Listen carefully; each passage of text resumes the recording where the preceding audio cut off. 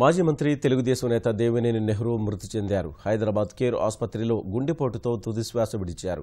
కొన్ని రోజులుగా అనారోగ్య సమస్యలతో బాధపడుతున్న దేవినేని వారం రోజుల పాటు ఆసుపత్రిలో చికిత్స పొందారు. 2 రోజుల క్రితం డిశ్చార్జ్ అయిన ఆయనకు తెల్లవారుజామున 4 గంటల తర్వాత గుండెపోటు వచ్చింది. బంజారాహిల్స్ నివాసం నుంచి కుటుంబ సభ్యులు వెంటనే కేర్కు తీసుకెళ్లారు. ఉదయం 5 గంటలకు చనిపోయారు. ఆయన మృతదేహాన్ని విజయవాడకు తరలిస్తున్నారు. దేవినేని నెహ్రూకు భార్య, కుమారుడు, కుమార్తె ఉన్నారు. నెహ్రూ మృతి పట్ల ముఖ్యమంత్రి చంద్రబాబు దిగ్భ్రాంతి వ్యక్తం చేశారు. తెలుగుదేశం పార్టీకి వ్యక్తిగతంగా తనకు తీరని లోటని అన్నారు. కేంద్ర మంత్రి వెంకయ్యనాయుడు, తెలుగుదేశం రాష్ట్ర అధ్యక్షుడు కళా వెంకట్రావు, స్పీకర్ కోడెల శివప్రసాదరావు, ఉప ముఖ్యమంత్రి చినరాజప్ప, మంత్రులు నారా లోకేష్, ప్రత్తిపాటి పుల్లారావు, అయ్యన్న పాత్రుడు, సిద్ధా రాఘవరావు, ఎంపీ రాయపాటి సాంబశివరావు, మాజీ ఎంపీ కంభంపాటి రామ్మోహన్ రావు తదితరులు నెహ్రూ మృతి పట్ల సంతాపం తెలిపారు.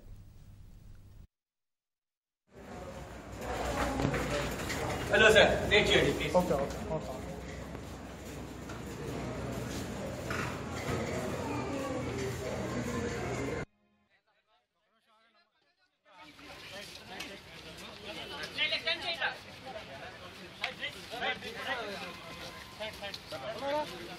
मैडम आप हटिए ना सर, आप साइड एक मिनट पता की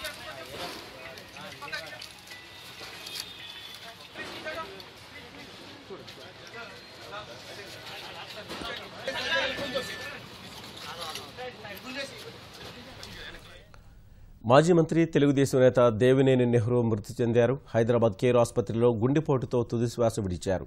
కొన్ని రోజులుగా అనారోగ్య సమస్యలతో బాధపడుతున్న దేవినేని వారం రోజుల పాటు ఆసుపత్రిలో చికిత్స పొందారు.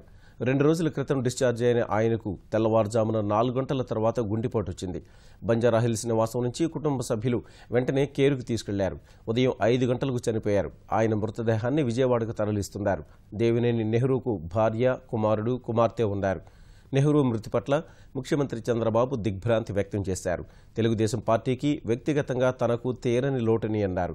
కేంద్ర మంత్రి వెంకయ్యనాయుడు, తెలుగుదేశం రాష్ట్ర అధ్యక్షుడు కళా వెంకట్రావు, స్పీకర్ కోడెల శివప్రసాదరావు, ఉప ముఖ్యమంత్రి చినరాజప్ప, మంత్రులు నారా లోకేష్, ప్రత్తిపాటి పుల్లారావు, అయ్యన్న పాత్రుడు, సిద్ధా రాఘవరావు, ఎంపీ రాయపాటి సాంబశివరావు, మాజీ ఎంపీ కంభంపాటి రామ్మోహన్ రావు తదితరులు నెహ్రూ మృతి పట్ల సంతాపం తెలిపారు.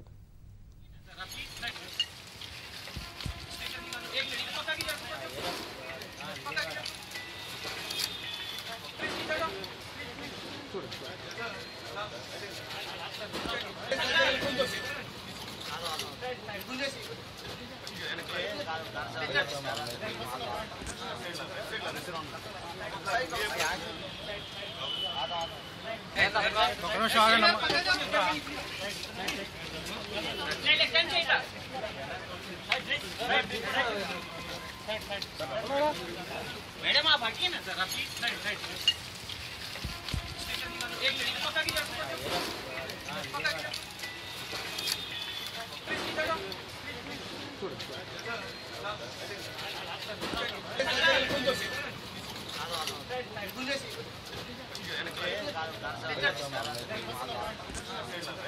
ఆయనకి ఏం లేదు, కార్డియాక్ ప్రాబ్లం ఉంది. కంటిన్యూగా చూపించుకుంటున్నారు 3-4 ఇయర్స్ నుంచి. 1 వీక్ బ్యాక్ హాస్పిటల్లో పేషెంట్గా జాయిన్ అయ్యి డిశ్చార్జ్ అయ్యారు. మళ్ళీ 2 డేస్ నుంచి బయటనే ఉన్నారు.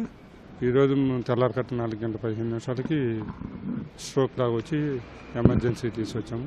అప్పటికే ప్రాణాలు పోయింది.